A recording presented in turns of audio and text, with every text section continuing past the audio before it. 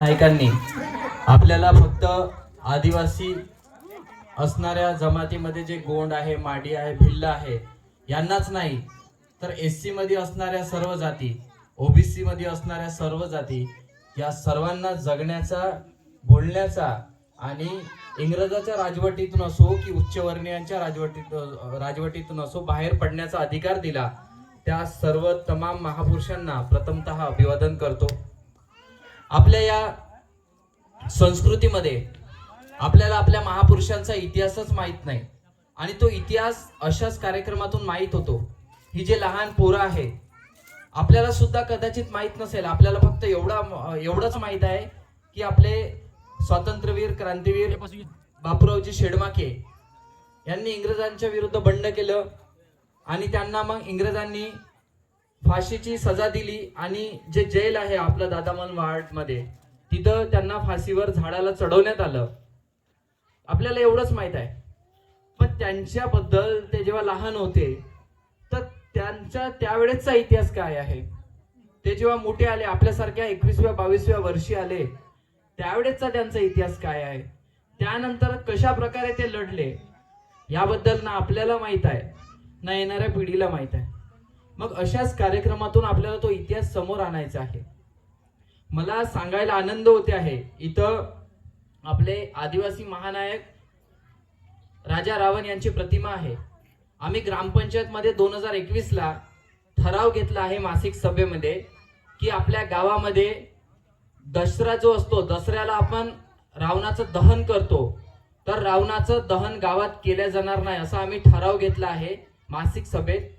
कारण आपले जे महानायक होते यांना पुसण्याचा आणि यांना संपवण्याचा हा कट उच्चवर्णीयांनी तेव्हापासून लागू केला आणि आपल्याला पिढ्यानपिढ्या जसं समजा माझे बाबा सांगत असेल की बापू जा देवापुढे अगरबत्ती लाव, दिवा लाव, पण मी जर प्रश्न केला का लावू, अगरबत्ती का लावे बाबा, दिवा का लावावा, पण आपल्याला कधी उत्तर मिळत नाही कारण त्या आपल्या वडिलांनाच त्याचं उत्तर माहित नसतं। आपण वर्षानुवर्ष आपल्या महानायकांना, मग राजा रावण असेल किंवा आपली जे कंसची बहीण होती तिला आपण होलिकेला दहन करत आलो, पण आपण कधी प्रश्न नाही केला का जाळावं।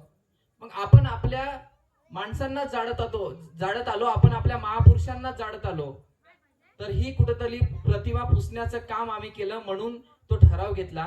आणि तो ठराव मग गावात जेवढे काही देवीचे मंडळ असेल, मला आनंद होतो सगळ्यात आधी जर गावात कुणी रावण दहन प्रथा बंद करण्याचं काम केलं असेल तर आपल्या आदिवासी समुदायातील जे देवी मंडळ आहे तुम्ही केलं, म्हणून तुमच्यासाठी जोरदार टाळ्या वाजवा। कारण आदिवासी समाजाचा जेव्हा आपण इतिहास बघतो, आदिवासी समाज खूप भोळा आहे, साधा आहे।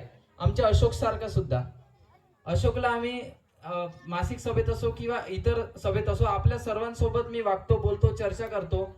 खरंच आपल्या आदिवासी समाज जे आहे, लोक आहे, त्यांच्या मनामध्ये कपट नाही, हीनभावना नाही, साधा भोळा सरळ समाज आहे आणि या समाजाने आपला इतिहास तो जपून ठेवलेला आहे। मग झारखंडमध्ये आपण गेलो, अमरावतीकडला भाग आहे, छत्तीसगड कडला आहे, तिकडे भिल्ल आहे, आदिवासी समाज जमातीमध्ये येणारी भिल्ल समाज आहे, इकडे गोंड आहे। जर आपण गडचिरोली कडे गेलो तर माडिया समाज आहे।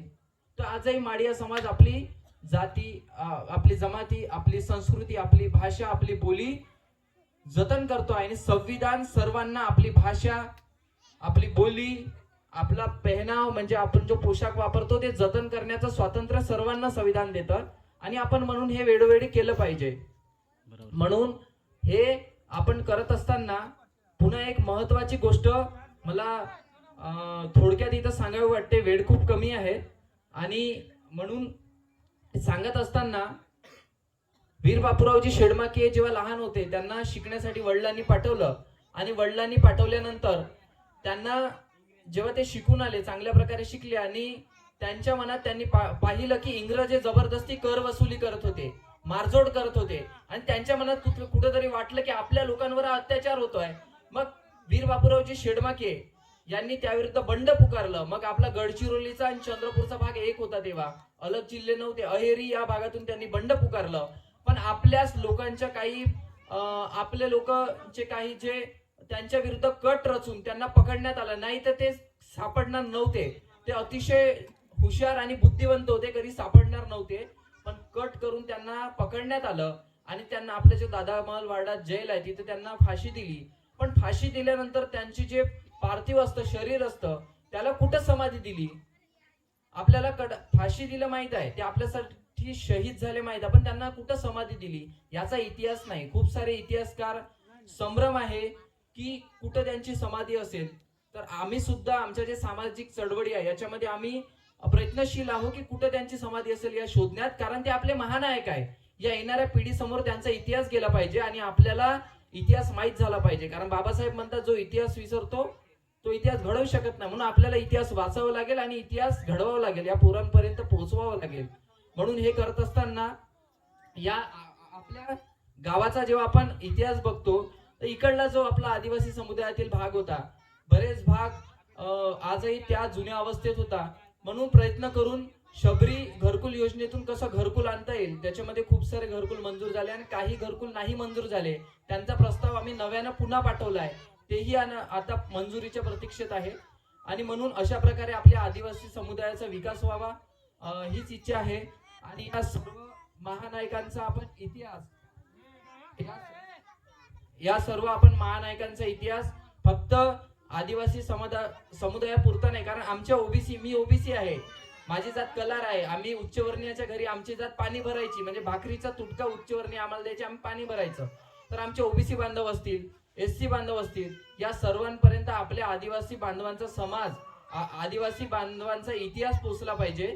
कारण आदिवासी आपले बांधव आहे, आपले जे महापुरुष आहे, यांचा इतिहास किती मोठा होता, दिव्य होता, आमच्या ओबीसी आणि एससी समाजाला आजही माहित नाही.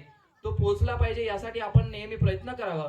आणि एससी आणि ओबीसी बांधवांनी सुद्धा आदिवासी समुदायाचा जो महापुरुषांचा इतिहास आहे तो ग्रहण केला पाहिजे, एवढी इच्छा व्यक्त करतो. येणाऱ्या आपल्या सर्व विचारांना आणि येणाऱ्या पिढीला शुभेच्छा देतो. पोरांनो, शिक्षणाकडे लक्ष द्या, कारण वीर बापूराव शेडमाके सुद्धा खूप बुद्धिवंत, हुशार होते. म्हणून इंग्रजांसोबत ते सतत युद्ध करत राहिले, कितीतरी त्यांनी लढाया जिंकल्या. म्हणून अभ्यासाकडे, शिक्षणाकडे लक्ष द्या. शिक्षण हे वाघिणीचं दूध आहे. धन्यवाद.